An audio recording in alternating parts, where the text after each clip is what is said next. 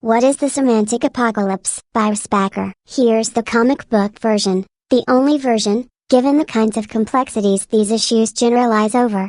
In social terms, you could suggest that the semantic apocalypse has already happened. Consumer society is a society where liberal democratic states have retreated from the meaning game, leaving the intractable issue to its constituents. Given the interpretative ambiguity that permeates the question of meaning, there is no discursive or evidential way of commanding any kind of consensus. This is why states past and present had to resort to coercion to promote meaning solidarity. Absent coercion, people pretty much climb on whatever dogmatic bandwagon that appeals to them, typically the ones that most resonate with their childhood socialization, or as we like to call it, their heart. The result of this heterogeneity is a society lacking any universal meaning-based imperatives. All the shoals of a meaningful life are either individual or subcultural. As a result, the only universal imperatives that remain are those arising out of our shared biology, our fears and hungers. Thus, consumer society, the efficient organization of humans around the facts of their shared animality. In biological terms,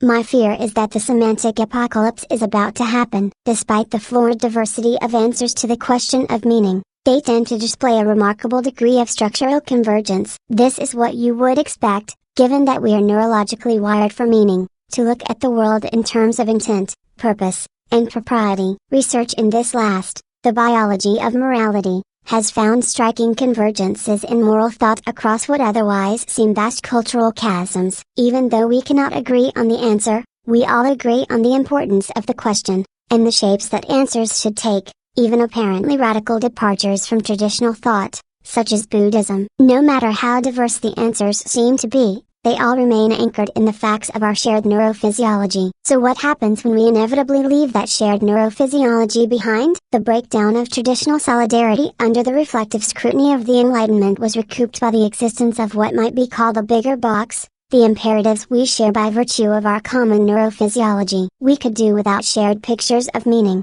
as traditionally defined, because we could manage quite nicely, flourish even, relying on our common instincts and desires. The million-dollar question is really one of what happens once that shared neurophysiology begins to fragment, and sharing imperatives becomes a matter of coincidence. It has to be madness, one that will creep upon us by technological degrees. Why does it have to be madness? Because we define madness according what our brains normally do. Once we begin personalizing our brains, normally do will become less and less meaningful. Insanity will simply be what one tribe calls another, and from our antiquated perspective, it will all look like insanity. It's hard to imagine, I admit, but you have to look at all the biologically fixed aspects of your conscious experience like distinct paints on a palette. Once the human brain falls into our manipulative purview, anything becomes possible. Certain colors, like suffering and fear, will likely be wiped away. Other colors, like carnal pleasure or epiphany, will be smeared across everything. And this is just the easy stuff. Willing might be mixed with hearing, so that every time a dog barks, you have the sensation of willing all creation into existence. Love might be mutated, pressed in experiential directions we cannot fathom, until it becomes something indistinguishable from cruelty. Reason could be married to vision, so that everything you see resounds with truth. The combinatorial possibilities are as infinite as are the possibilities for creating some genuinely new. And where does the slow and static human fit into all this? Nowhere I can see. And why should any human want to embrace this, when they are the latter that will be kicked away? How could reasons be offered, when rationality finds itself on the chopping block with everything else? How do you argue for madness? Perhaps our only recourse will be some kind of return to state coercion, this time with a toy box filled with new tools for omnipresent surveillance and utter oppression. A world where a given neurophysiology is the state religion, and superintelligent tweakers are hunted like animals in the streets. Maybe that should be my next standalone, a novel called Semantica. I could set it up as a standard freedom fighter tale,